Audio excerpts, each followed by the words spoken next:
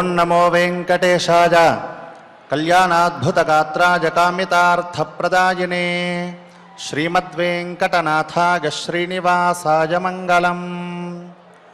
శ్రీమదఖిలాండకోటి బ్రహ్మాండనాయకుడైన ఆది మధ్యాంతరహితుడైనటువంటి ఆ లక్ష్మీ ప్రసన్న వెంకటేశ్వర స్వామి వారి యొక్క దివ్యచరణ సన్నిధియందు మనము ప్రతినిత్యము కూడా మహాభారత అంతర్గత వనపర్వమును యథాశక్తిగా మనం పారాయణం చేసుకుంటూ ఉన్నాం. తద్వారా అనేక ధర్మ సూక్ష్మములను కూడా మనం తెలుసుకుంటూ ఉన్నాం. అందులో భాగంగా ఈరోజు యథావిధిగా మహాభారత అంతర్గత వనపర్వ శ్రవణ విధిని మనం పారాయణం చేసుకోవడానికి ముందుగా విఘ్నేశ్వర ధ్యానాది సంకల్పాంతము మనం ఆచారుల ద్వారా మనం కలిసి చేసుకుందాం. స్వామివారి యొక్క అనుగ్రహాన్ని పొందుదాం. విఘ్నేశ్వర ధ్యానం. నమస్తే గణనాథాయ గణానాం పతయే నమః. భక్తి ప్రియాయ దేవేశ భక్తేభ్యః సుఖదాయక. శ్రీనివాస ధ్యానం అనంతవేద సంవేద్యం నిర్దోషం గుణసాగరం అతీంద్రియం నిత్యముక్తం శ్రీనివాసం భజే నిశం. శ్రీకృష్ణ ధ్యానం వందే నవఘనశ్యామం పీతకౌశేయవాససం సానందం సుందరం శుద్ధం శ్రీకృష్ణం ప్రకృతేః పరం.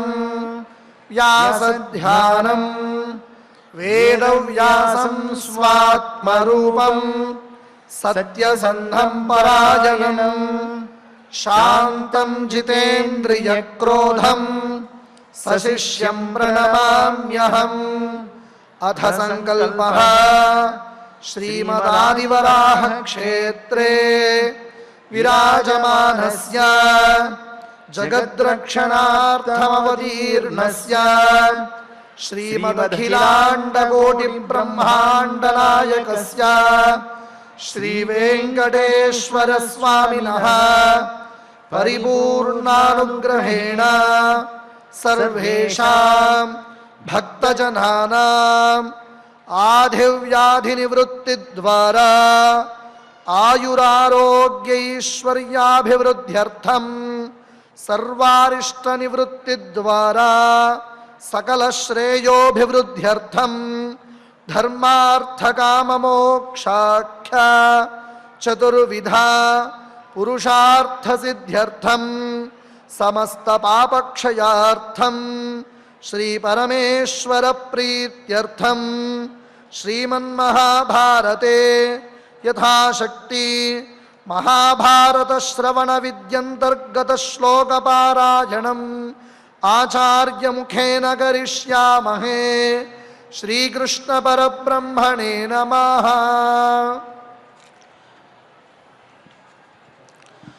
నారాయణం నమస్కృత్య నరం చైవ నరోత్తమం దేవీం సరస్వతీం వ్యాసం తతో జయముదీరయేత్.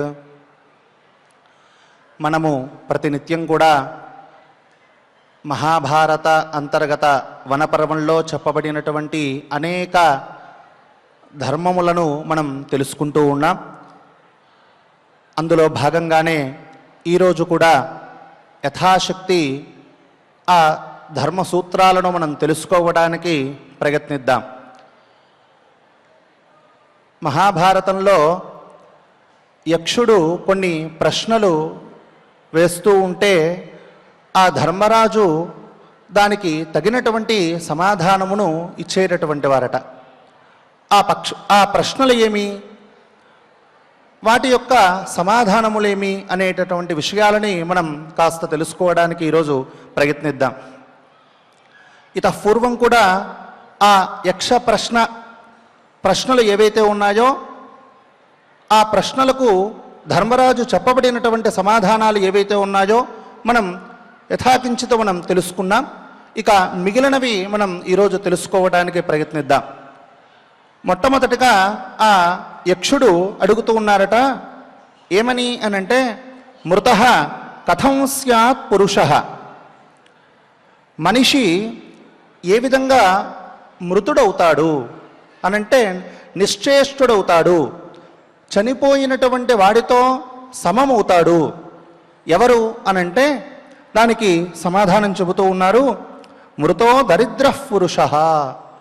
ఎప్పుడైతే ఈ పురుషుడు దరిద్రుడవుతాడో వాడు జీవచ్ఛవముతో కూడినటువంటి వాడే అని చెబుతూ ఉన్నారు ధర్మరాజుల వారు.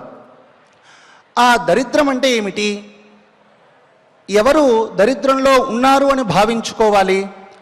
ఆ దరిద్రానికి మనం ఏ విధంగా దూరంగా ఉండడానికి మనం ఏ విధంగా ప్రయత్నించాలి అనంటే చెప్పబడినటువంటి వాటిల్లో 8 రకములైనటువంటి దరిద్రములు ఉంటాయట మన మానవ లోకంలో.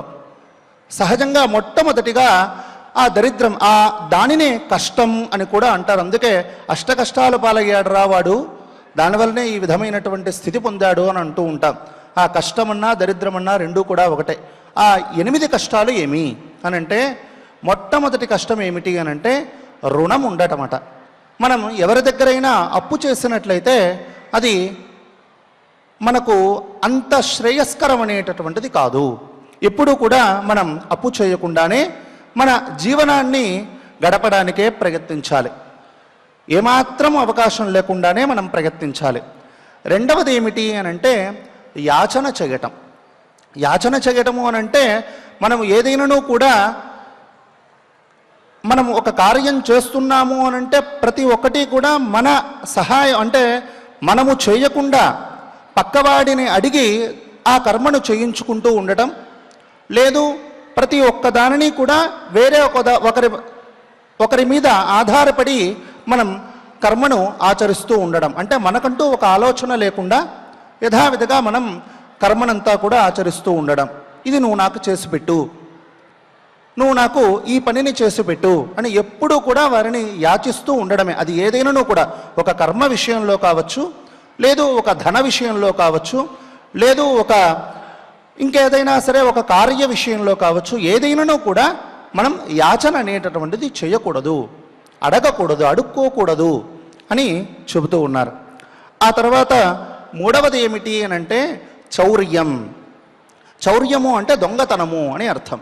ఆ దొంగతనము కూడా మనల్ని దరిద్రానికి తీసుకొని వెళ్ళిపోతుందట. అందుకే ఎప్పుడూ కూడా పక్కవాడి యొక్క సొమ్ముని మనం ఎప్పుడూ కూడా అపహరించకూడదు. అది ఏదైనాను కూడా మనకు రాసిపెట్టి ఉంటే, అంటే మనం ఈ కష్టాన్ని మనం చేసినట్లయితే కష్టము యొక్క ప్రతిఫలాన్ని మనం పొందాలే తప్ప కష్టాన్ని చేయకుండా పక్కవాడికి వచ్చేటటువంటి సౌఖ్యం ఏదైతే ఉందో ఆ సౌఖ్యం కావచ్చు, ధనం కావచ్చు, దానిని మనం స్వీకరించకూడదు. అలా స్వీకరించినట్లయితే దానిని కూడా చౌర్యం అంటారు. ఆ చౌర్యం మనం ఎప్పుడైతే చేస్తామో మనం కూడా దరిద్రానికి భాగస్వాములు అవుతాం. అంటే మనం కూడా అందులో చేరిపోతాం. ఆ అష్టదరిద్రములు మనల్ని కూడా ఆశ్రయించి ఉంటుంది. దేని ద్వారా ఆశ్రయిస్తుంది అనంటే కేవలము ఈ చౌర్యము ద్వారా ఆశ్రయిస్తూ ఉంటుంది. కాబట్టి ఎప్పుడూ కూడా దొంగతనం అనేటటువంటిది చేయకూడదు, అపహరణం అనేటటువంటిది చేయకూడదు. నాలుగవది ఏమిటి అనంటే రోగం. ఎప్పుడూ కూడా మనకు రోగం అనేటటువంటిది ఉండకూడదు. అంటే రోగం అంటే ఏదో తలనొప్పి, జ్వరము, కడుపు నొప్పి ఇలాంటివి కాదు. దీర్ఘకాలికమైనటువంటి రోగములు రాకుండా ఉండడానికి మనం ప్రయత్నించుకోవాలి. అలా మనం ఎప్పుడైతే ఉంటామో దీర్ఘకాలికమైనటువంటి రోగాన్ని మనం ఎప్పుడైతే నిత్యము కూడా దానికి దగ్గరగా ఉంటామో మనకు కూడా కష్టం సంభవించినట్లే లెక్క. కాబట్టి ఎప్పుడు కూడా దానికి మనం దగ్గర కాకుండా వీలైనంత వరకు పరిసర ప్రాంతములు ఏవైతే ఉన్నాయో వాటిని మనం శుభ్రంగా ఉంచుకోవాలి. ఆ విధమైనటువంటి రోగములు మన దగ్గరికి రాకుండా ఉండటానికి ఈ వేదములలోనూ పురాణములలోనూ శృతి స్మృతులలోనూ చెప్పబడినటువంటి ధర్మములు, శౌచ పద్ధతులు ఏవైతే ఉన్నాయో ఆ శౌచ పద్ధతులను మనం పాటించాలి. పూర్వం కూడా మనం అనేక మారులు శౌచ పద్ధతులను మనం చెప్పుకున్నా ఆ శౌచ పద్ధతిని మనం ఆశ్రయించడము ద్వారా మనకు ఎటువంటి రోగము అనేటటువంటిది రాదు. కాబట్టి దానికి కూడా మనం దూరంగా ఉండాలి. ఆ తర్వాత ఐదవది భుక్తశేషం. భుక్తశేషము అనంటే ఎవరైనా సరే తిన్న పిమ్మట వారు తింటారు, వారు తిని మిగిలినది మనం భోంచేయకూడదు. తిని మిగలడం అంటే ఉచ్ఛిష్ట భోజనం ఇక్కడ. అంటే వారు తినగా ఆ ఎంగిలి పదార్థములను మనం ఎప్పుడూ కూడా భుజించకూడదు. అలా భుజించినట్లయితే అది కూడా కష్టానికి దారితీస్తుంది. వీలైనంత వరకు మనం వారితో పాటు భోంచేయాలి. ఒకవేళ లేదు అనంటే మనం వంట వండినప్పుడు ఆ పదార్థాన్ని పక్కకు తీసి పెట్టుకొని ఆ పదార్థాన్ని మనం భోంచేయాలి. అంతేకాని వారి పళ్ళెంలో మిగిలినటువంటి పదార్థాన్ని మనం తినకూడదు. ఎప్పుడు కూడా ఆ విధంగా చేయకూడదు. దానినే ఈ పరాన్న ప్రతీక్షణ అంటారు. పరాన్న ప్రతీక్షణ అంటే వారు ఎప్పుడెప్పుడు మనకు ఈ భోజనం అనేటటువంటిది పెడుతూ ఉంటారు. మన ఇంట్లో మనం వంట చేసుకోం, ఇంట్లో మనం ఎప్పుడూ కూడా భోంచేయం. ఎదుటి వారి మీద ఆశ్రయాన్ని మనం పొందుతాం. వారి ఇంట్లో మనకి ఈరోజు భోజనం ఉంటే బాగుండు అని. అలా ఎప్పుడూ కూడా ఉండకూడదు. మనం చక్కగా మన ఇంట్లో మనం భోంచేయాలి. ఆ భోజనం కూడా ఎలా చేయాలి అని అంటే అందరితో పాటు కలిసి భోంచేయాలి. రెండవది, ఒకవేళ మనకు ఆ సమయానికి అవకాశం లేనటువంటి పక్షంలో మనకంటూ విడిగా తీసిపెట్టినటువంటి పదార్థాన్ని మనం భోంచేయాలి. అంతేకాని వారు తిన్నగా ఉన్నటువంటి ఆ పళ్ళెంలో ఉన్నటువంటి పదార్థాన్ని, ఆ ఉచ్ఛిష్ట భోజనాన్ని ఎప్పుడూ కూడా భోంచేయకూడదు. దానిని ఎంగిలేన మనం మాట్లాడుతూ ఉంటాం మన పరిభాషలో. అలా ఎప్పుడూ కూడా తినకూడదు. వీలైనంత వరకు శుద్ధంగా ఉన్నటువంటి పదార్థాన్నే మనం తినాలి. ఆ తదుపరి ఇంకా ఏమిటి అనంటే భార్య వియోగం చెందటం. అంటే మనతో పాటు ఉన్నటువంటి భార్య ఎవరైతే ఉన్నారో వారితో ఇంకాస్త ఏదైనా సరే వివాదం కలగటం, తద్వారా భార్యను వదిలిపెట్టడం, అదేవిధంగా భార్యకు కూడా భర్తను వదిలిపెట్టడం, వీరి ఇరువురి మధ్యలో కూడా వివాదం ఏర్పడి వారి ఇరువురు కూడా దూరంగా ఉండటం అనేటటువంటిది కూడా అష్టకష్టములలో ఒకటి అని చెబుతూ ఉన్నారు. అటువంటి స్థితి మనం ఎప్పుడూ కూడా పొందకూడదు. వీలైనంత వరకు మనం సర్దుకుపోవడానికే ప్రయత్నించాలే తప్ప విడిపోవడానికి మనం ఎప్పుడూ కూడా ప్రయత్నించకూడదు. అలా మనం ప్రయత్నించినట్లయితే ఖచ్చితంగా మనం అగాధంలో పడినట్లే లెక్క. మనం దేనిని కూడా సాధించలేం. మనం ఏదో అనుకుంటాం, ఆవిడ లేకపోతే నేను ఉండలేనా, నాకు గడవదా అని అనుకుంటాం. కానీ ఎప్పుడూ కూడా ఆ విధంగా మనం భావించకూడదు. ఆవిడతో కలిసి మనం గడపడానికే ప్రయత్నించాలి. ఆవిడతో కలిసి మనం సాధించడానికే ప్రయత్నించాలి. అది భర్తకు భార్యా వియోగం, భార్యకు భర్తృవియోగం. ఈ విధంగా పరస్పరము కూడా వారి ఇరువురికి ఆ విధంగా అష్టకష్టాలలో అది ఒకటిగా చెప్పబడుతోంది. కాబట్టి ఎప్పుడూ కూడా మనం ఆ వియోగాన్ని మనం పొందకూడదు అన్నది దాని యొక్క తాత్పర్యం. ఆ తదుపరి చివరిది దరిద్రం. దరిద్రము అనంటే మన దగ్గర డబ్బు లేకపోవటం, లేదు ఈ దీర్ఘకాలికమైనటువంటి రోగం రావటం, వీటినన్నిటినీ కూడా ఇప్పుడు పైన చెప్పబడినటువంటివన్నిటినీ కూడా కలిసి ఉన్నట్లయితే వాటినే అష్టదరిద్రములు అని పిలువబడుతూ ఉంటుంది. వాటితో కూడినటువంటి వాడు ఎవరైతే ఉన్నాడో వాడే దరిద్రుడు అని పిలువబడుతూ ఉంటుంది. అటువంటి వాడు ఉన్నప్పటికీ కూడా జీవచ్ఛవముతో సమానము. కాబట్టి ఈ విధమైనటువంటి పనులను, కార్యములను మనం ఎప్పుడూ కూడా చేయకూడదు, ఆచరించకూడదు. వాటికి మనం ఎప్పుడూ కూడా దూరంగానే ఉండాలి. అలా దూరంగా ఉన్నట్లయితే అప్పుడే మనం ఏ కార్యాన్నైనా కూడా మనం సాధిస్తాము అన్నదే దాని యొక్క తాత్పర్యం. ఆ తదుపరి ఇంకొక వాక్యం చెబుతూ ఉన్నారు, ఇంకొక ప్రశ్న. ఆ ప్రశ్న ఏమి అనంటే ఎప్పుడు కథం రాష్ట్రమృతం భవేత్. ఎప్పుడు మన దేశం కావచ్చు, మన రాష్ట్రం కావచ్చు, మన గ్రామం కావచ్చు, ఏదైనాను కూడా అది ఎప్పుడు జీవచ్ఛవంలా ఉంటుంది అనంటే ఆ ధర్మరాజుల వారు చెబుతూ ఉన్నారు, ఎప్పుడు అనంటే మృతం రాష్ట్రం అరాజకం. పాలించేటటువంటి రాజు లేకపోతే ఆ రాష్ట్రం అంతా కూడా సుభిక్షంగా ఉండదు, జీవచ్ఛవంతో సమానము. అదేవిధంగా పాలించేటటువంటి రాజు సక్రమంగా పాలించకపోయినను కూడా ఆ విధమైనటువంటి ఫలితాన్నే పొందుతారు. కాబట్టి ఎప్పుడూ కూడా రాజు అనేటటువంటి వారు ఉండాలి. ఆ రాజు కూడా సక్రమంగా పాలించాలి. అక్రమంగా ఎప్పుడూ కూడా, అన్యాయంగా ఎప్పుడూ కూడా పాలించకూడదు. అలా పాలించినట్లయితే దానిని జీవచ్ఛవముతో కూడినటువంటి రాష్ట్రము లేక దేశము లేదా గ్రామము అని పిలువబడుతుంది అని చెబుతూ ఉన్నారు. ఆ తదుపరి ఇంకా ఏమనంటున్నారు అనంటే మనము ఇంట్లో ఏదైనా సరే ఒక కార్యం చేస్తూ ఉన్నాం, ఒక పండుగ ఏదైనా మనం చేస్తూ ఉన్నాం. అలా పండుగ చేసేటట్లుంటే ఆ సందర్భంలో మనం ఏ విధంగా ఉండాలి, ఆ కార్యము ఎప్పుడు నిష్ఫలమవుతుంది అని యక్ష ప్రశ్నలో ఒకటిగా ఉంటే అప్పుడు ధర్మరాజు చెబుతూ ఉన్నారు, ఎవరికి వారు శుచిగా ఉండాలి, ఆ కార్యయందు జ్ఞాత్వా కర్మాణి కుర్వీత అని శాస్త్రవాక్యం. ఎప్పుడూ కూడా మనం ఈరోజు ఒక కార్యం మనం చేస్తున్నాము అనంటే ఏదైనానూ కూడా మనం ఒక పాఠశాలకు వెళ్తూ ఉన్నాం, లేదు ఒక చిన్న పూజ చేసుకుంటూ ఉన్నాం, లేదు ఇంకొక కార్య నిమిత్తమై మనం ఎక్కడికైనా వెళుతూ ఉన్నాం. అలా వెళుతున్నాము అనంటే దాని యొక్క ఆద్యంతాలను మనం ఖచ్చితంగా అవగాహన చేసుకునే మనం ఆ కార్యమును అనేటటువంటిది చేయాలి. అలా చేయకపోతే అది కూడా జీవోత్సవముతోనే సమానము. కాబట్టి ఎప్పుడూ కూడా మనం శుచిగా ఉండాలి. ఆ ఆద్యంతం అంటే దాని మొట్టమొదటి దగ్గర నుంచి చివరి వరకు ఆ కార్యము యందు మనకు అవగాహన ఉండాలి, దానిని మనం తెలుసుకోవాలి. అలా తెలుసుకొని మనం కర్మను ఆచరించినట్లయితే అది సఫలమవుతుంది, లేకపోతే అది విఫలమవుతుంది. జీవోత్సవం అంటే ఏమీ లేదు, దానివల్ల ప్రయోజనం లేకపోవటం అని దాని యొక్క తాత్పర్యం. బ్రతికి ఉన్నప్పటికీ కూడా దాని యొక్క ప్రయోజనాన్ని మనం పొందకపోవడమే అఫలమే, విఫలం ఏదైతే చెప్పబడుతోందో దానినే జీవోత్సవం అని మనం చెబుతూ ఉన్నాం.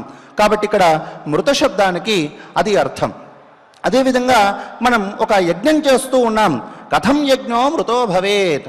ఒకవేళ మనం ఏదైనా ఒక హోమం చేస్తూ ఉన్నాం, లేదు ఒక యజ్ఞయాగాది క్రతువులను మనం చేస్తూ ఉన్నాం, అలా చేస్తూ ఉన్నట్లయితే ఆ యజ్ఞము ఎప్పుడు మృతత్వమును ఆపాదింపబడుతుంది అనంటే అది దక్షిణారాహిత్యమైనటువంటి దానితో, దక్షిణారాహిత్యమైనటువంటి యజ్ఞమైనట్లయితే, లేదు హోమమైనట్లయితే, లేదు పూజ అయినట్లయితే ఆ యజ్ఞము లేదా పూజ ఏదైతే ఉందో అది విఫలమవుతుంది.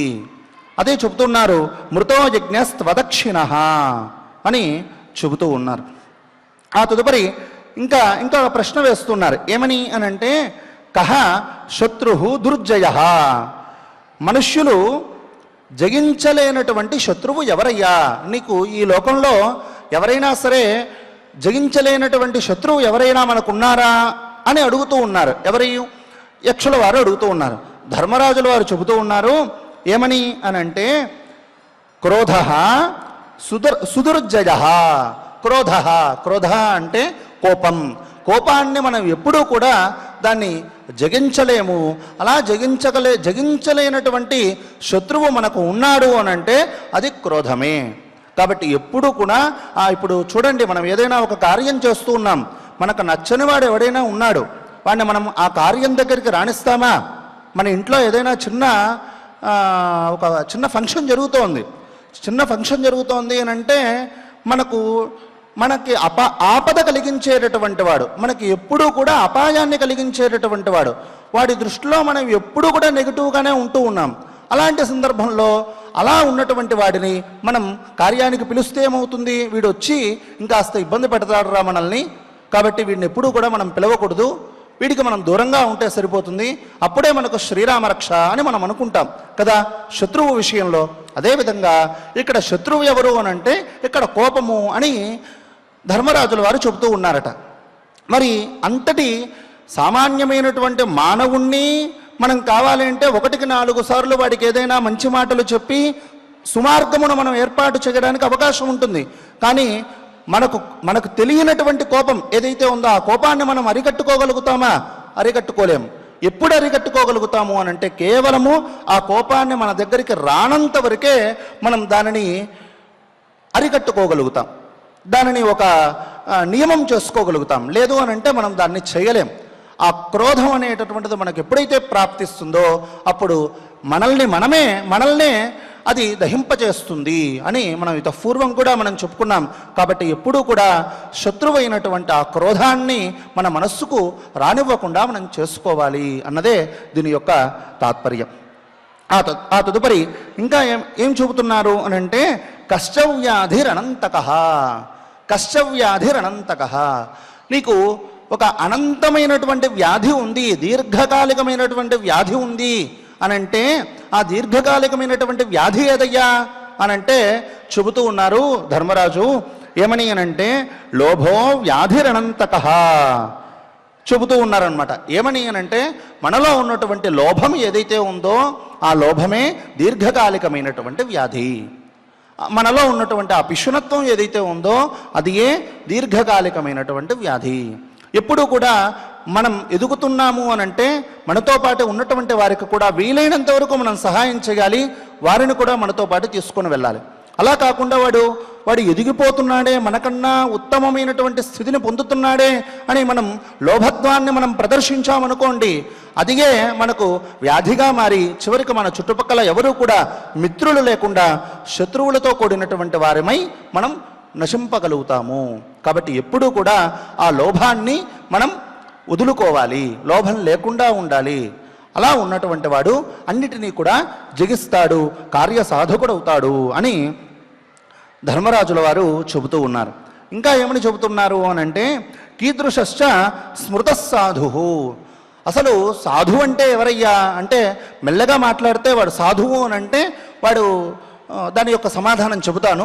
సహజంగా మనం సాధువు అంటే ఏమనుకుంటామంటే ఏదో చాలా మెల్లగా మాట్లాడుతూ ఉంటే, చాలా నవ్వుతూ మాట్లాడుతూ ఉంటే, వాడికి ఎటువంటి హావభావాలు అంటే క్రోధ ఆవేశాలు ఏవీ కనిపించకుండా వాడు మనతో ప్రవర్తిస్తే వాడు సాధువు అయిపోతాడా అనంటే కాదు కాదు. వాడు సాధువు ఎవరు అనంటే చెబుతూ ఉన్నారంటే సాధువు అంటే మంచివాడు అని, సత్పురుషుడు అని అర్థం. వాడు ఎవరయ్యా అనంటే చెబుతూ ఉన్నారు సర్వభూత హితస్సాధు. సర్వభూత హితస్సాధు, అన్ని ప్రాణుల యందు కూడా వాడు హితాన్ని కోరేటటువంటి వాడు. తన కొడుకైనా వాడు మంచి మార్గాన్ని ఉపదేశిస్తాడు. లేదు ఇతరులు ఎవరైనా సరే వాడికి వచ్చి వాడిని ప్రశ్నిస్తే నేను ఇలా చేయాలనుకుంటున్నాను, నేను చేయవచ్చా లేదా అని అడిగినట్లయితే వారికి కూడా వీడు హితాన్ని బోధించినట్లయితే వాడే సత్పురుషుడు. అది ఏదైనానూ కూడా, ఏ విషయంలోనైనానూ కూడా మనం మంచి ప్రవర్తనగా నడవటం, మంచి మార్గాన్ని ఉపదేశించడం, ఈ రెండు లక్షణాలు మనకు ఉన్నట్లయితే వాడు సత్పురుషుడు, సాధువు అని పిలువబడతాడు. ఆ తదుపరి అసాధు కీదృశ స్మృత.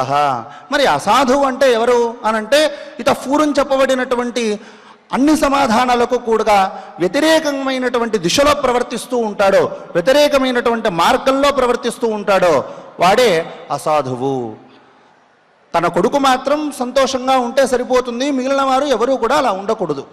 లేదు తను మాత్రం బాగుంటే సరిపోతుంది, మిగిలిన వారు ఎవరూ కూడా ఆ విధమైనటువంటి పదవిని, ఆ విధమైనటువంటి స్థితిని వాడు పొందకూడదు అనేటటువంటి ఆలోచన కలిగినటువంటి వాడు ఎవరైతే ఉన్నారో వారు అసాధువు అని పిలువబడతాడు. వాడియే దయారహితుడైనటువంటి వాడు అని స్పష్టంగా మనకు చెబుతూ ఉన్నది.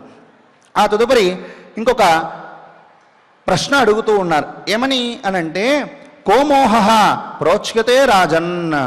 అసలు రాజా మోహం అంటే ఏమిటి? మోహం అంటే ఏమిటి? మోహం అంటే అజ్ఞానం, అజ్ఞానం అంటే ఏమిటి అనంటే అప్పుడు ధర్మరాజుల వారు చెబుతూ ఉన్నారు. ఏమని? మోహోహి ధర్మమూఢత్వం. ధర్మమూఢత్వం అనంటే ధర్మాన్ని తెలుసుకోకపోవటమే వాడు అజ్ఞాని, మూఢము అని చెప్పబడుతోంది. అంటే ఇప్పుడు చెప్పబడేటటువంటి ప్రతి ధర్మాన్ని కూడా మనం తెలుసుకోవాలి. అలా తెలుసుకున్నటువంటి వాడు ఎవరైతే ఉన్నారో వాడు ఆచరణలో పెట్టుకోవాలి. వాడియే జ్ఞాని అని పిలువబడుతుంది. జ్ఞానం అంటే జ్ఞాని అనంటే జ్ఞానం కలిగినటువంటి వాడు ఎవరైతే ఉన్నారో వాడిని జ్ఞాని అని పిలువబడుతుంది. అనంటే ఈ ధర్మ సూక్ష్మాలన్నిటినీ కూడా తెలుసుకొని వాడి యొక్క స్థితిగతులలో ప్రవర్తింపజేసుకునేటటువంటి వాడు ఎవరైతే ఉన్నారో వాడియే జ్ఞాని అని చెబుతూ ఉన్నారు. కాబట్టి ఇక్కడ ధర్మమూఢత్వం అంటే ధర్మాన్ని ఎవరైతే తెలుసుకోకుండా ఉంటాడో వాడికి మోహం వచ్చినట్లయితే, అంటే అజ్ఞానాన్ని వాడు పొందినట్లయితే పొందిన వాడవుతాడు, వాడియే అజ్ఞాని అని దాని యొక్క తాత్పర్యం. రెండవ ప్రశ్న ఇంకా ఏమంటున్నాడు అనంటే కష్టమాన ప్రకీర్తిత. అసలు మానం అంటే ఏమిటి? మానం అంటే మనం ఏదో చెబుతూ ఉంటాం కదా సహజంగా, అరే ఎవరినైనా మనం తిట్టాలి అని అంటే వీడికి మానమే లేదురా అని అంటాం. అసలు మానం అంటే ఏమిటి అనంటే ధర్మరాజుల వారు చెబుతూ ఉన్నారు మానస్త్వాత్మాభిమానత. ఆత్మాభిమానం లేనటువంటి వాడు ఎవరైతే ఉన్నారో వాడే మానం లేనటువంటి వాడు అని దాని యొక్క తాత్పర్యం. కాబట్టి ఎప్పుడూ కూడా మానం కలిగి ఉండాలి, అంటే ఆత్మాభిమానం కలిగి ఉండాలి. ఆత్మాభిమానము అనంటే మనం ఏదైతే చెబుతూ ఉన్నామో ఈరోజు నేను ఈ పని నీకు చేసి పెడతాను, ఇబ్బంది ఏం లేదు అని వాడికి అభయం ఇచ్చి వాడు అలా వెళ్ళిపోయాక వాడి విషయంలో మనం ఏమాత్రము పట్టించుకోకుండా మనం విచ్చలవిడిగా ప్రవర్తిస్తూ ఉంటే, ఆ మాటను పెడచెవిన పెట్టినట్లయితే వాడికి ఆత్మాభిమానం లేనట్టే లెక్క. ఎందుకంటే వీడు మాట ఇచ్చాడు అని అంటే వీలైనంత వరకు ఆ పనిని వాడు చెగటానికే ప్రయత్నించాలి. ఏదో ప్రాతికూల్యముల వలన మనకు ఏదైనా జరగకపోతే దానిని మనం సరిదిద్దుకోవడానికి మనం ప్రయత్నించవచ్చు, కానీ ఏమాత్రం ప్రయత్నమే లేకుండా నేను ఇలా చేస్తాను అని చెప్పి చేయకుండా ఉన్నట్లయితే వాడికి మానం లేదు అని మనం చెప్పాలి. కాబట్టి ఎప్పుడూ కూడా మానము అని అంటే ఏమిటి అని అంటే ఆత్మాభిమానమే. మానము అని అంటే దీనికి ఇంకొక మాట కూడా చెబుతూ ఉంటారు, గౌరవము అని అర్థం. ఒక సన్మానం అని ఉంది. సన్మానము అని అంటే సత్ అనేటటువంటి శబ్దానికి మంచి, మానం అంటే మర్యాద అని అర్థం. అంటే మంచి గౌరవమైనటువంటి స్థితిని కల్పించడం ఏదైతే ఉందో దానిని సన్మానం అని పిలువబడుతుంది. అలాగే ఇక్కడ కూడా మానము అని అంటే అది ఒక మర్యాద. అది ఏమి అని అంటే ఆత్మాభిమానమే ఉండాలి. మన యందు మనకు మంచి కాన్ఫిడెన్స్ అనేటటువంటిది ఉండాలి. మనం ఈ పనిని మనం చేస్తామంటేనే చెప్పాలి.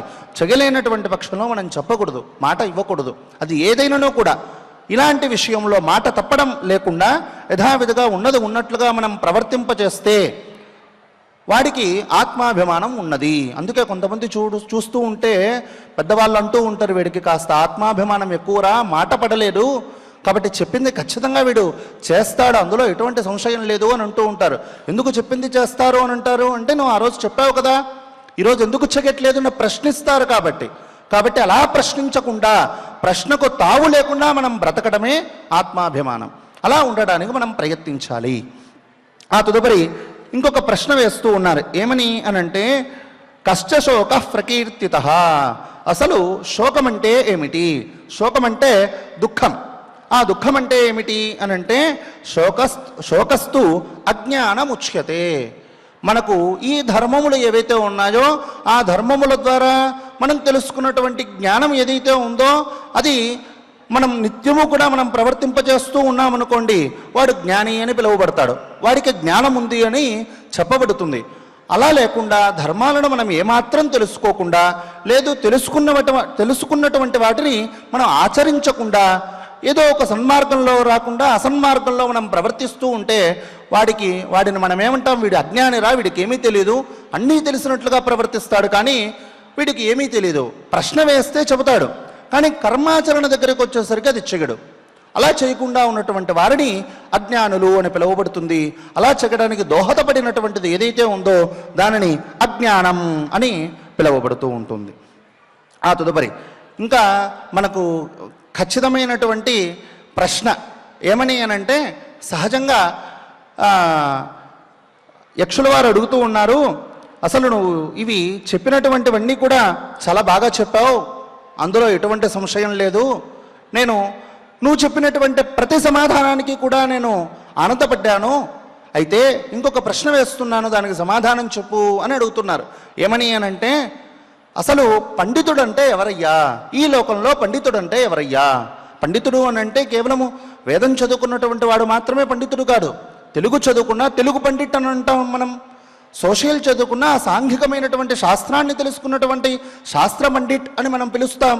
అలాగా ఇక్కడ కూడా పండితుడంటే ఎవరు అని అంటే సహజంగా మనం తీసుకోవాలి అని అంటే ఇక్కడ చెబుతూ ఉన్నారు, పఠకాః పాఠకాశ్చైవ ఏచాన్యే శాస్త్రచింతకాః సర్వే వ్యసినినో మూర్ఖాః యః క్రియావాన్ స పండితః. సరే, పండితుడంటే ఎవరు అనంటే పఠకాః. శాస్త్రంలో అంటే ఏదైనా మనం ఒక పుస్తకం ఇచ్చాం, తెలుగు ఉంది, తెలుగు పద్యాలన్నింటినీ కూడా మనం చక్కగా తెలుసుకున్నాం, చదువుకున్నాం. ఆ చదివినటువంటి వాడు అదేవిధంగా పాఠకాః, అదేవిధంగా వాడు చదువుకున్నటువంటివి ఏవైతే ఉన్నాయో వాటినన్నిటినీ కూడా పక్కవాడికి చెప్పేటటువంటి వాడు, అంటే ఒక అధ్యాపకుడు కావచ్చు, ఇంకొకరు కావచ్చు, ఎవరైనాను కూడా చెప్పేటటువంటి స్థాయిలో ఉన్నటువంటి వారు వీరిరువురు. రెండవది నిత్యం శాస్త్రచింతకాః. నిత్యము కూడా తను తెలుసుకున్నాడు కదా, ఒక జ్ఞానం అంటూ వాడు ఏదో తెలుసుకున్నాడు. ఆ తెలుసుకున్నటువంటి దాన్ని కాసేపు మనం శాస్త్రం అనుకుందాం. ఆ శాస్త్రాన్ని మనం నిత్యము కూడా చింతన చేస్తూ ఉండడం. ఉదాహరణకి ఈరోజు మనం చెప్పుకున్నాం, అప్పుడెప్పుడో మనం ఒకసారి చెప్పుకున్నాం, ఏమని అనంటే మనం శౌచక్రమం, శౌచ విధిలో మనం చెప్పుకున్నాం. ఏదైనా మలమూత్రోత్సర్జన మనం చేసినట్లయితే పాద ప్రక్షాళన చేసుకోవాలి, స్నానం చేయాలి, పూర్తిగా మనం సోపు కావచ్చు, లేదు మృత్తిక కావచ్చు, వాటితో నీట్గా మనం శుభ్రం చేసుకోవాలి. అలా శుభ్రం చేసుకుని స్నానం చేసుకున్నటువంటి పిమ్మట యథావిధిగా నిత్యకృత్యములను పూర్తి చేసుకోవాలి. మనం చక్కగా శుచిగా భోంచేయాలి. ఇలాంటి విషయాలు మనం ఎన్నో చెప్పుకున్నాం. అలా చెప్పుకున్నటువంటి వాటినన్నిటినీ కూడా చింతన చేస్తూ ఉంటారు కొంతమంది.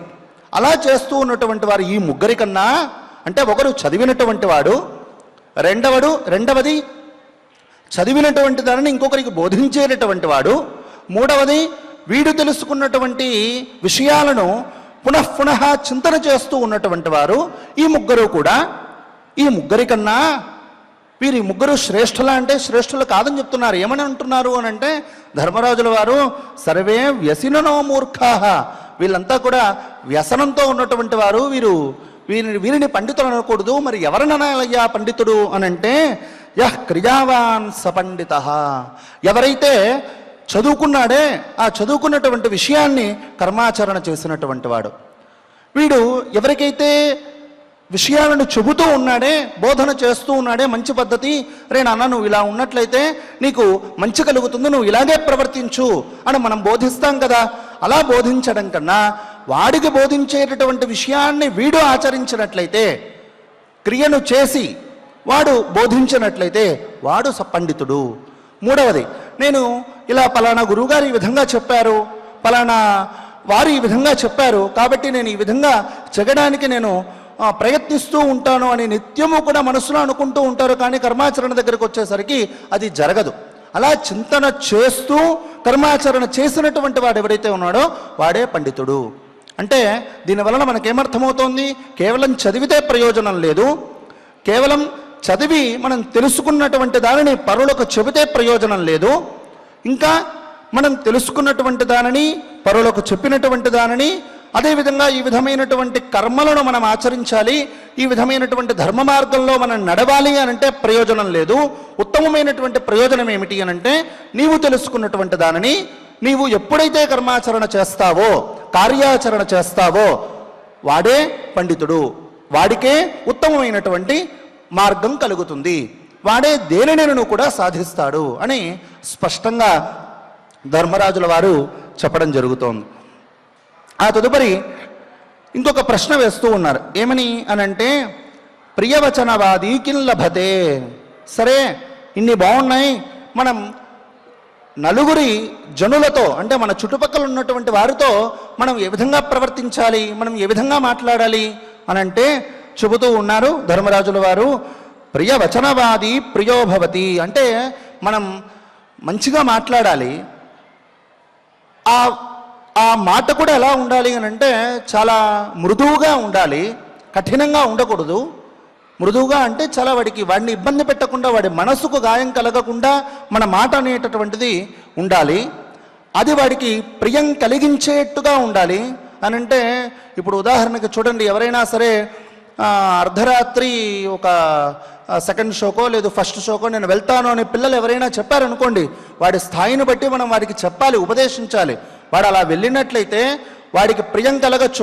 వాడి యొక్క భావన ఏంటి, వాళ్ళ తల్లిదండ్రులు ఏం సమాధానం చెప్పాలి అని అంటే, వాడు అనుకుంటూ ఉంటాడు, మా అమ్మ నాన్న నాకు పర్మిషన్ ఇస్తే చాలు, నేను చక్కగా వెళ్ళి సినిమా చూసొస్తాను అని అనుకుంటూ ఉంటాడు. అది వాడికి ప్రియం కావచ్చు, కానీ అది కాదు ప్రియం. దానివలన వాడు ఏమి నష్టపోతాడు, వాడు వెళితే మళ్ళీ తిరిగి రాగలుగుతాడా లేడా, దీనివలన వాడికి ఏదైనా సరే వ్యసనం అనేటటువంటిది అవుతుందా, వ్యసనానికి లోబడతాడా అనేటటువంటి విషయాలన్నిటినీ మనం ఆలోచించి చక్కదైనటువంటి దిశానిర్దేశం మనం చేయాలి. దానిని ఎప్పుడూ కూడా ప్రియం అని పిలువబడుతుంది. మనకు కాస్త మనసుకి కఠినం అనిపించవచ్చు కాక, మాట కఠినం అనిపించవచ్చు కాక, అది సన్మార్గ ప్రవర్తన అయినట్లయితే మనం కఠినంగా మాట్లాడినా అది ఎప్పుడూ కూడా ప్రియమే అవుతుంది. అంటే వాడికి మంచి చేసేటటువంటి విషయంలో మనం బోధించినట్లయితే అది ప్రస్తుతానికి వాడికి కటువుగా ఉన్నప్పటికీ కూడా అది ఎప్పుడూ కూడా వాడికి ప్రియాన్నే కలిగిస్తూ ఉంటుంది. అలా ప్రియవచనం చేయడం వలన మనకు కలిగేటటువంటి ప్రయోజనం ఏమిటి? ప్రియవచనవాది కిం లభతే.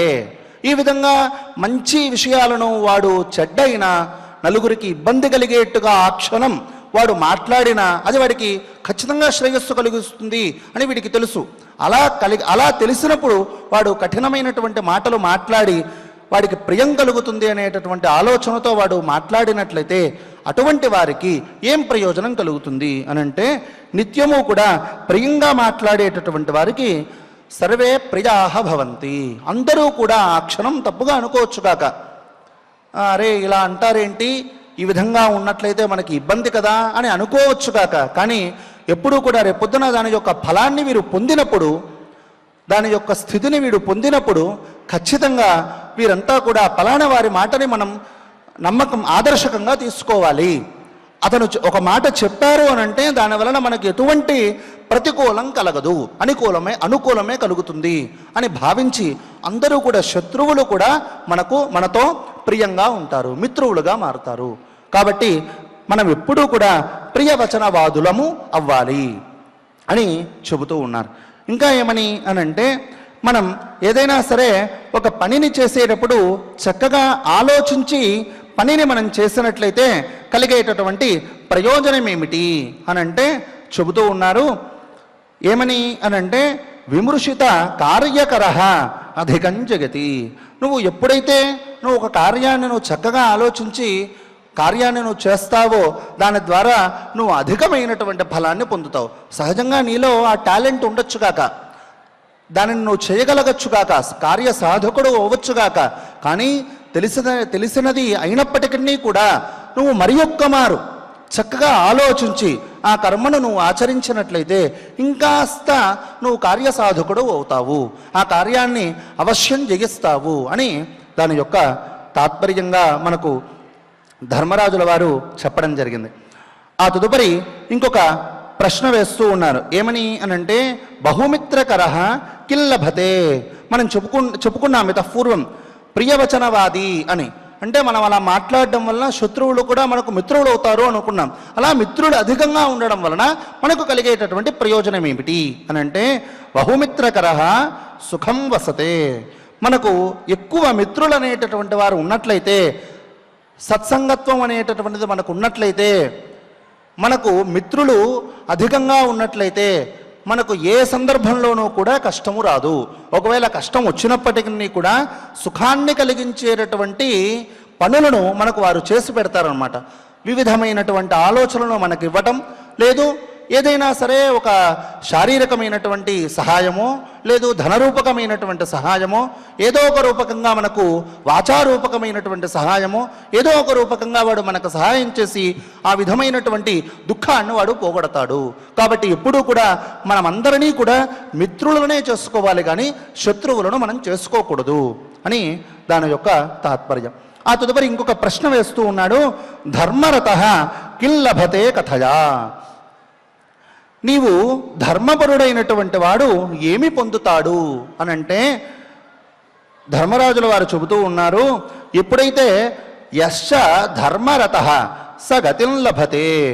ఎవడైతే నిత్యము కూడా ధర్మము యందు ఆసక్తి కలిగినటువంటి వాడు ఎవరైతే ఉన్నారో, ఆ ఆసక్తి కలిగినటువంటి వాడు మోక్షాన్ని పొందుతాడు, సద్గతిని పొందుతాడు.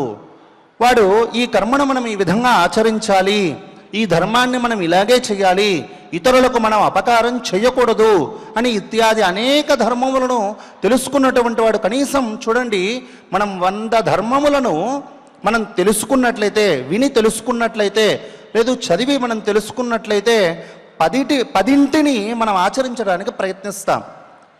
ఈ 10ంటిని మనం ఆచరించడానికి ప్రయత్నిస్తూ ఉంటే అందులో ఒకటి సక్రమంగా మనం ఆచరించడానికి కుదురుతుంది. అంటే 100 మనం తెలుసుకుంటే 10టిని మనం ఆచరించడానికి మనకు అవకాశం కలుగుతుంది. ఆ అవకాశం కలిగినటువంటి వాటిల్లో కూడా 10ంటిని మనం చేస్తూ ఉంటే ఒకటి మాత్రమే సక్సెస్ అవుతుంది.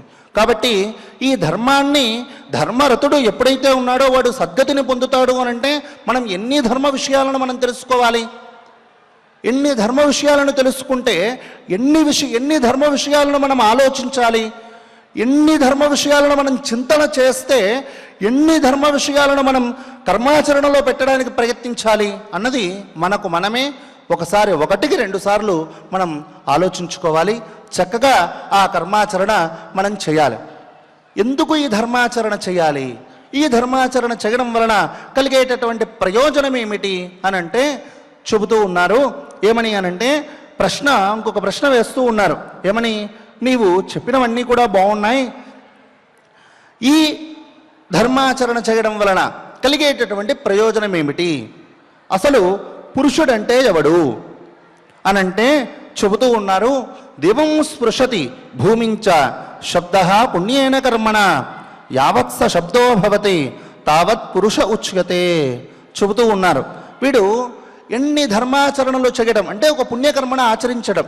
చూడండి, ఇప్పుడు మనం ఏదైనా ఒక కర్మను మనం ఆచరించాము అనంటే ఆ కర్మాచరణ ద్వారా ఒక మేలు కలిగిందనుకోండి, ఆ మంచి కలగడము ద్వారా నలుగురు ఎవరైతే మేలును పొందారో, లేదు పలానా వారికి ఈ విధంగా మేలు జరిగింది అని మాట్లాడుకుంటూ ఉన్నారో, అంతవరకు కూడా మనం సద్గతిని పొందుతాము. వారే వచ్చి మనకు సహాయం చేయాల్సినటువంటి పని లేదు. ఇప్పుడు మీరున్నారు, మీకు నేనేమైనా సహాయం చేశాము అని అంటే ఆ నలుగురే వచ్చి నాకు సహాయం చేయాల్సినటువంటి పని లేదు.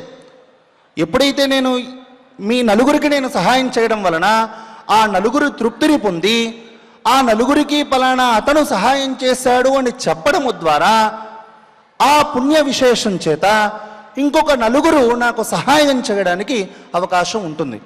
అలా ఉండటం ఎంతవరకు అనంటే అది భూమి యందు ఈ స్వర్గము యందు అంటే భూమి నుంచి ఆకాశం వరకు ఉన్నటువంటి కాల వ్యవధి ఎంతైతే ఉందో అంతకాలం కూడా వాడు మోక్షాన్ని అంటే సద్గతిని వాడు పొందుతాడు. కాబట్టి అందుకే ఊరికే మనం ఏదో వాపీకూప తటాక ప్రతిష్ఠ అంటారు శాస్త్రంలో.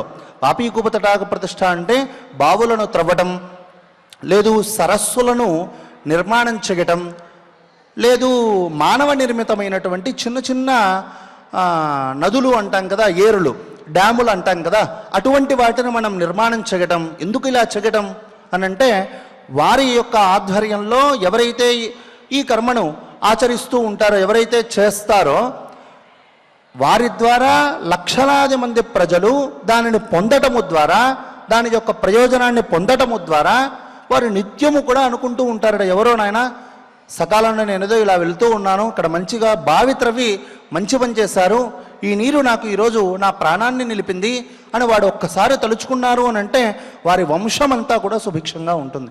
అందుకే మనం ఎప్పుడూ కూడా ఏ కర్మ చేసినను కూడా అది ఆదర్శప్రాయంగా ఉండాలి.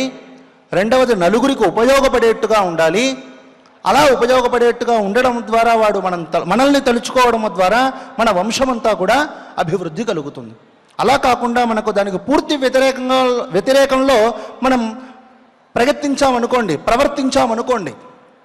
వ్యతిరేకమైనటువంటి ఫలాన్నే వాడు పొందుతాడు. ఇక్కడేమో వంశం అనేటటువంటిది సద్గతిని పొందుతారు, వంశం అనేటటువంటిది అభివృద్ధి కలుగుతుంది మనం చెప్పుకున్నాం. నలుగురికి అపకారం చేసినట్లయితే వాడి యొక్క బాధ వలన కలిగినటువంటి పాప విశేషం చేత వాడి యొక్క వంశం అనేటటువంటిది క్షయం కలుగుతుంది. కాబట్టి ఎప్పుడూ కూడా మనకు వీలైనంత వరకు అపకారం చేయడానికి ఏమాత్రం మనం ప్రయత్నించకూడదు. వీలైతే మనకు ఉపకారం చేయాలి, మన వల్ల కాకపోతే కాముగా ఉండాలి. అంతేకాని మనం ఎటువంటి విషయాలను కూడా ఒకరికి ఆపద కలుగుతుంది అని అంటే ఆ విషయాలను మనం ఎప్పుడూ కూడా చేయకూడదు. దాని ద్వారా మనకు ప్రయోజనం కాకపోగా మనకు దుష్ప్రయోజనం అనేటటువంటిదే కలుగుతుంది. అందుకే యుధిష్ఠిరుల వారు చెబుతూ ఉన్నారు, అటువంటి పురుషుడు ఎవరైతే ఉన్నారో అటువంటి ధర్మములన్నిటినీ కూడా ఆచరించి తెలుసుకొని ఆచరించినటువంటి వాడు ఎవరైతే ఉన్నారో వాడే పురుషుడు అని పిలువబడుతూ ఉంటుంది. ఇంతటి విశేషాలన్నిటినీ కూడా మనం ఈ మహాభారత అంతర్గత వనపర్వంలో యక్ష ప్రశ్నల ద్వారా మనం ఈరోజు యథాకించిత్ మనం తెలుసుకోవడానికి ప్రయత్నించాం. ఇక మనం యథావిధిగా ఆచార్యుల వారి ద్వారా మనం పారాయణం చేసుకుందాం, స్వామివారి యొక్క అనుగ్రహాన్ని పొందుదాం. ఓం నమో వెంకటేశాయ. జనమేజయ ఉవాచ जनमेजय उवाच भगवन् केन विधिना भगवन् केन विधिना श्रोतव्यं भारतं बुधैः श्रोतव्यं भारतं बुधैः फलं किङ्के च देवाश्च फलं किङ्के च देवाश्च पूज्या वै पारणेष्विह पूज्या वै पारणेष्विह देयं समाप्ते भगवन् देयं समाप्ते भगवन् किञ्च पर्वणि पर्वणि किञ्च पर्वणि पर्वणि वाचकः कीदृशश्चात्र वाचकः कीदृशश्चात्र एष्टव्यस्तद्वदस्व मे एष्टव्यस्तद्वदस्व मे वैशम्पायन उवाच वैशम्पायन उवाच शृणु राजन् विधिमिमम् शृणु राजन् विधिमिमम् फलं यच्चापि भारतात् फलं यच्चापि भारतात् श्रुतात् भवति राजेन्द्र श्रुतात् भवति राजेन्द्र यत्त्वं मामनुपृच्छसि यत्त्वं मामनुपृच्छसि दिवि देवा महीपाला दिवि देवा महीपाला क्रीडार्थमवनिङ्गताः क्रीडार्थमवनिङ्गताः कृत्या कार्यमिदं चैव कृत्या कार्यमिदं चैव ततश्च दिवमागताः ततश्च दिवमागताः हन्त यत्ते प्रवक्ष्यामि हन्त यत्ते प्रवक्ष्यामि तच्छृणुष्व समाहितः तच्छृणुष्व समाहितः ऋषीणां देवतानां च ऋषीणां देवतानां च सम्भवं वसुधातले सम्भवं वसुधातले अत्र रुद्रास्तथा साध्याः अत्र रुद्रास्तथा साध्याः विश्वे देवाश्च शाश्वताः विश्वे देवाश्च शाश्वताः आदित्याश्चाश्विनौ देवौ आदित्याश्चाश्विनौ देवौ लोकपाला महर्षयः लोकपाला महर्षयः गुह्यकाश्च स गन्धर्वाः गुह्यकाश्च स गन्धर्वाः नागा विद्याधरास्तथा नागा विद्याधरास्तथा सिद्धाधर्मस्वयम्भूश्च सिद्धाधर्मस्वयम्भूश्च मुनिः कात्यायनो वरः मुनिः कात्यायनो వరః. చక్కగా మనం ఆచార్యుల వారి ద్వారా మనం పారాయణం చేసుకున్నాం. ఇక గోవిందనామ సంకీర్తన చేయుటకు అన్నమాచార్య ప్రాజెక్టు కళాకారులు కె సుబ్రహ్మణ్యం గారు వారి బృందం సిద్ధంగా ఉన్నది. గోవిందనామ సంకీర్తన చేయుటకు చక్కగా నామ సంకీర్తన చేద్దాం. స్వామివారి యొక్క అనుగ్రహాన్ని పొందుదాం.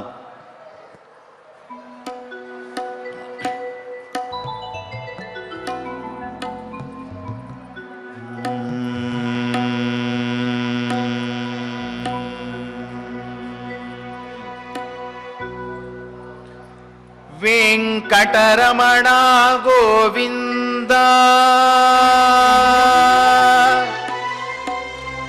సంకటహరణ గోవింద గోవింద హరి గోవింద వెంకటరమణ గోవింద శ్రీనివాస గోవింద శ్రీ వెంకటేశ గోవింద భక్తవత్సల గోవింద భాగవత ప్రియ గోవింద నిత్య నిర్మల గోవింద నీలమేఘ శ్యామ గోవింద పురాణ పురుష గోవింద పుండరీకాక్ష గోవింద నందనందన గోవింద నవనీత చోర గోవింద పశుపాలక శ్రీ గోవింద పాప విమోచన గోవింద దుష్ట సంహార గోవింద దురిత నివారణ గోవింద శిష్ట పరిపాలక గోవింద కష్ట నివారణ గోవింద గోవింద హరి గోవింద గోకుల నందన గోవింద గోవింద హరి గోవింద గోకుల నందన గోవింద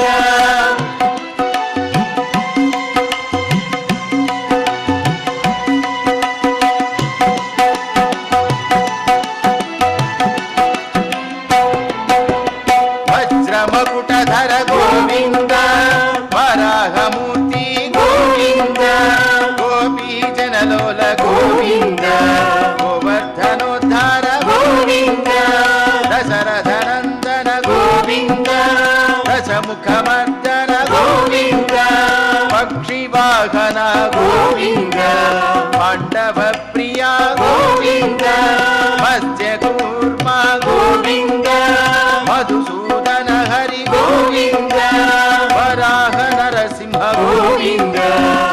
వామన భృగురామ గోవింద బలరామానుజ గోవింద బౌద్ధ కల్కిధర గోవింద వేణుగాన ప్రియ గోవింద వెంకటరమణ గోవింద గోవింద హరి గోవింద గోకుల నందన గోవింద గోవింద హరి గోవింద గోకుల నందన గోవింద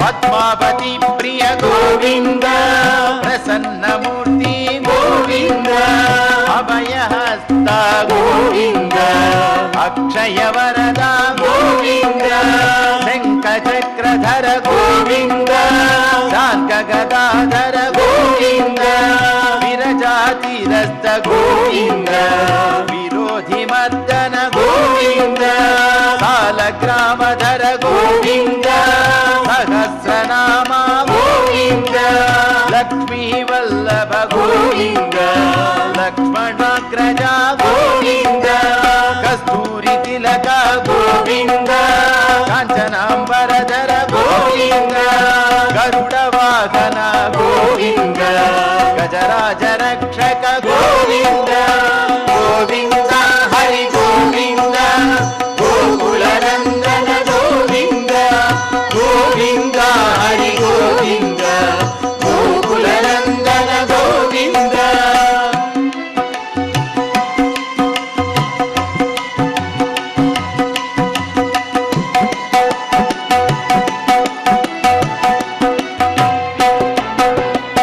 సీతానాయక గోవింద శ్రిత పరిపాలక గోవింద దరిద్రధన పోషక గోవింద ధర్మ సంస్థాపక గోవింద అనాథ రక్షక గోవింద ఆపద్బాంధవ గోవింద శరణాగత వత్సల గోవింద కరుణాసాగర గోవింద కమలదలాక్ష గోవింద కామిత ఫలద గోవింద పాప వినాశక గోవింద పాహి మురారే గోవింద శ్రీముద్రాంకిత గోవింద శ్రీవత్సాంకిత గోవింద ధరణీ నాయక గోవింద దినకర తేజ గోవింద గోవింద హరి గోవింద గోకుల నందన గోవింద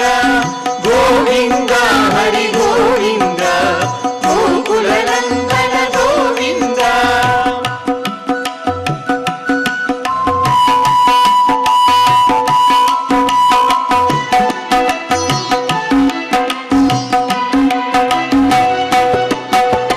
వానర సేవిత గోవింద వారధి బంధన గోవింద సప్తగిరీశ గోవింద ఏక స్వరూప గోవింద శ్రీరామకృష్ణ గోవింద రఘుకుల నందన గోవింద ప్రత్యక్ష దేవ గోవింద పరమ దయాకర గోవింద వజ్ర కవచధర గోవింద వైజయంతిమాల గోవింద పట్టికాసులవాడ గోవింద వసుదేవతనయ గోవింద బిల్వపత్రార్చిత గోవింద భిక్షుక సంస్తుత గోవింద శ్రీపుంరూప గోవింద శివకేశవమూర్తి గోవింద గోవింద హరి గోవింద గోకుల నందన గోవింద గోవింద హరి గోవింద గోకుల నందన గోవింద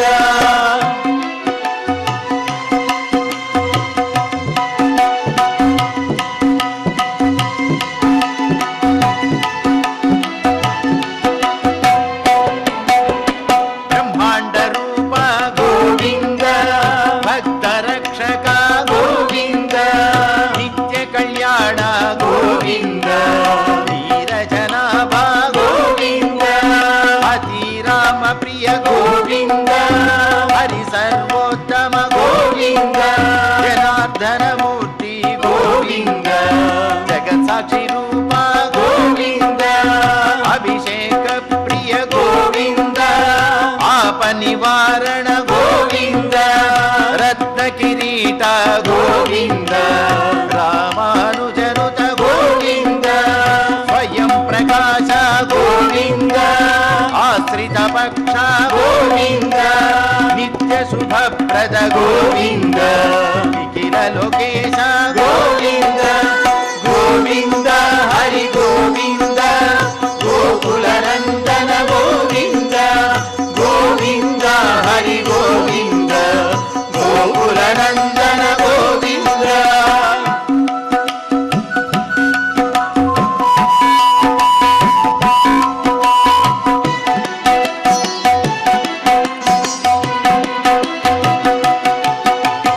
ఆనంద రూప గోవింద ఆద్యంతరహిత గోవింద ఇహ పరదాయక గోవింద ఇవరాజ రక్షక గోవింద పరమదయాళో గోవింద పద్మనాభ హరి గోవింద తిరుమల వాస గోవింద తులసీవనమాల గోవింద శేష సాయినే గోవింద శేషాద్రి నిలయ గోవింద మత్స్యావతార గోవింద ఏడుకొండలవాడ గోవింద గోవింద హరి గోవింద గోకుల నందన గోవింద గోవింద హరి గోవింద గోకుల నందన గోవింద గోవింద హరి గోవింద గోకుల నందన గోవింద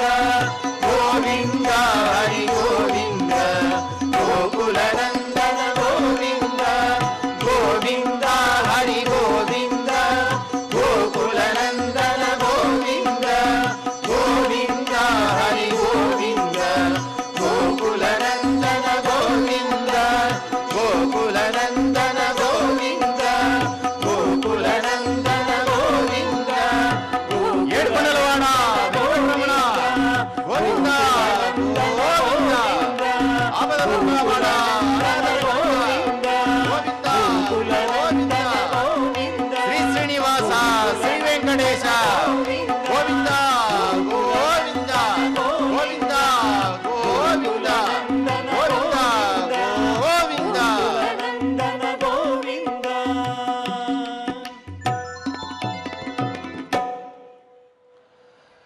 ఓం నమో వెంకటేశాయ. మనం చక్కగా గోవిందనామ సంకీర్తన మనం చేసుకున్నాం. సహజంగా ఆ వెంకటేశ్వర స్వామికి మరి ఒక పేరు ఏమి అని అంటే ఇహపర దాయకుడు అని పేరు. ఇహపర దాయకుడు అంటే ఏమిటి అని అంటే ఇహ అంటే ఈ లోకంలో మనకు ఏమేం కావాలో వాటినన్నిటినీ కూడా దాయక ఇచ్చేటటువంటి వాడట. అదేవిధంగా పరదాయక అంటే మనం మంచి పనులను చేసి సద్గతిని పొందాక పరలోకంలో కూడా మనకి ఏమి కావాలో వాటినన్నిటినీ కూడా ఇచ్చేటటువంటి వాడు ఆ వెంకటేశ్వర స్వామి వారి అట. అందుకే ఆ గోవిందనామ సంకీర్తనతో చక్కగా ఆ స్వామివారిని నాకు ఇహలోకంలోనూ సుఖాన్ని పరలోకంలోనూ కూడా సుఖాన్ని కలిగించమని మరి ఒక్కమారు ప్రార్థన చేసుకుని ఇక క్షమాప్రార్థనాది మంగళాంతంగా ఈ కార్యక్రమాన్ని మనం పూర్తి చేసుకుందాం. స్వామివారి యొక్క అనుగ్రహాన్ని పొందుదాం. అథ క్షమా ప్రార్థనా యదక్షరపదభ్రష్టం మాత్రాహీనం చ యద్భవేత్ తత్సర్వం క్షమ్యతాం దేవా నారాయణ నమోస్తుతే. అథ లోకక్షేమ ప్రార్థనా స్వస్తి ప్రజాభ్యః పరిపాలయంతాం న్యాయేన మార్గేణ మహీం మహిషాః. గోబ్రాహ్మణేభ్యః శుభమస్తు నిత్యం. లోకాః సమస్తాః సుఖినో భవంతు.